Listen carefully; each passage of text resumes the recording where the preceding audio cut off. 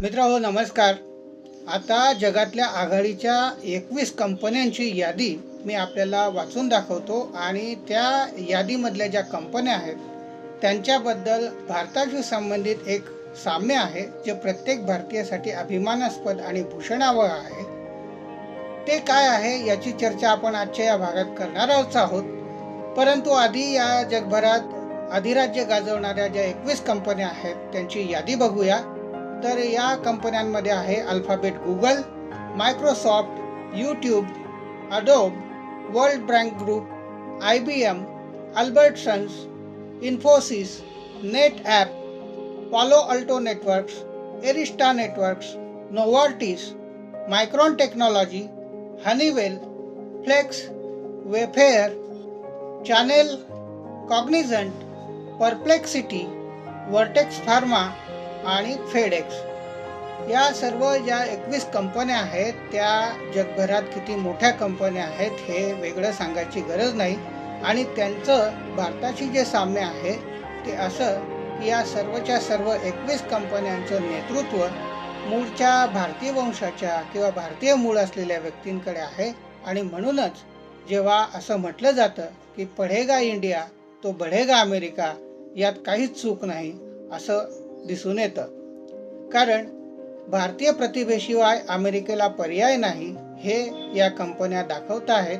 त्यामुळे Donald Trump तात्यांनी भारतावरचं प्रेम किती दाखवलेलं असलं आणि टॅरिफच्या रूपाने ते भारताला सप्रेम भेट जरी देत असले तरी त्यांना त्यांच्या मोठमोठ्या कंपन्या चालवण्यासाठी भारतीय प्रतिभेशिवाय पर्याय नाही हे मात्र खरं आहे।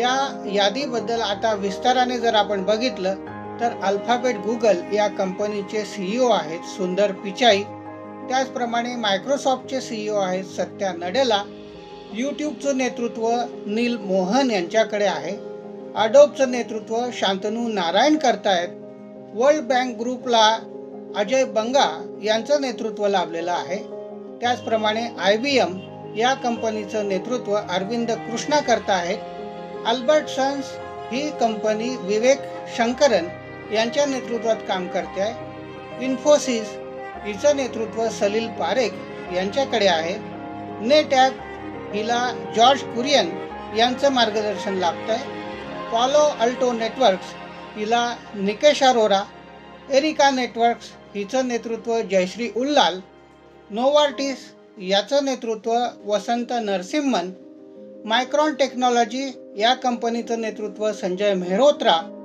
हनीवेलचं नेतृत्व विमल कपूर, फ्लेक्स्ट्रॉनिक्सचे CEO रेवती अद्वैती आणि वेफेअरचं नेतृत्व नीरज शहा, चॅनल या कंपनीच्या CEO आहेत लीना नायर, कॉग्निझंटच्या CEO आहेत रविकुमार S, परप्लेक्सिटी ही जी AI मधली आता अलीकडची कंपनी आहे तिचं नेतृत्व अरविंद श्रीनिवास करतायत, वर्टेक्स फार्मा हिचं नेतृत्व रेश्मा केवलरामाणी यांच्याकडे आहे आणि फेडेक्स या कंपनीचे CEO राज सुब्रमण्यम आहे। ही यादी जर आपण बघितली तर ही प्रत्येक व्यक्ती एकतर मूळची भारतीय आहे किंवा भारतीय वंशाची आहे आणि कोणाही भारतीयासाठी ही अभिमानाची बाब आहे। आता या सर्व दिग्गज व्यक्तींचं भारतासाठी योगदान काय हा तसा वादाचा विषय आहे, त्याबद्दल वेगवेगळे मतप्रवाह आहेत। परंतु आपली जी भारतीय संस्कृती आहे ती ज्ञान, सहनशीलता आणि सर्वसमावेशकतेची कदर करते आणि अशी जी संस्कृती आहे तीच विश्वव्यापी नेतृत्व निर्माण करू शकते हे आपण दाखवून दिलेलं आहे। आणि ज्या संस्कृतीत विद्वत्तेला अहंकारापुढे दुय्यम स्थान मिळतं त्या संस्कृतीत असं विश्वव्यापी जागतिक दर्जाचं नेतृत्व निर्माण होऊच शकत नाही। हे भारत आणि अमेरिका यांच्या संस्कृतीची जर आपण तुलना केली तर त्यामधून दिसून येतं आणि अलीकडच्या डोनाल्ड ट्रम्प यांच्या धोरणांमुळे या दोन्ही संस्कृतींमधला हा फरक अधिक प्रकर्षाने अधोरेखित झालेला आहे। या ज्या दिग्गज प्रतिभावान व्यक्ती आहेत त्या भारत सोडून बाहेरच्या देशाला योगदान देतात अशी त्यांच्यावर टीका होते, परंतु त्यामागची 2 कारणं प्रमुख आहेत। एक तर आपल्याकडे आरक्षणापायी गुणवत्तेला मागे ढकललं गेलेलं आहे आणि त्यामुळे जे गुणवत्तावान प्रतिभावान मंडळी आहेत ते आपल्या प्रगतीच्या वाटा शोधत देशाबाहेर पडलेले आहेत आणि दुसरी गोष्ट आपल्याकडची जी कर प्रणाली आहे त्याच्यावर सुद्धा अनेक प्रतिभावान गुणवत्तावान लोक नाराज आहेत आणि या कर प्रणालीला कंटाळून ते देश सोडून बाहेर पडलेले आहेत। ही वस्तुस्थिती आहे, याबद्दल सर्वच जण सहमत असतील असं नाही, परंतु आरक्षणाला प्राधान्य आणि गुणवत्तेला दुय्यम स्थान आणि भरमसाठ कर हे मात्र भारतातून जो ब्रेन ड्रेन चाललेला आहे त्याचं प्रमुख कारण आहे, हे बहुतेक जण मान्य करतील।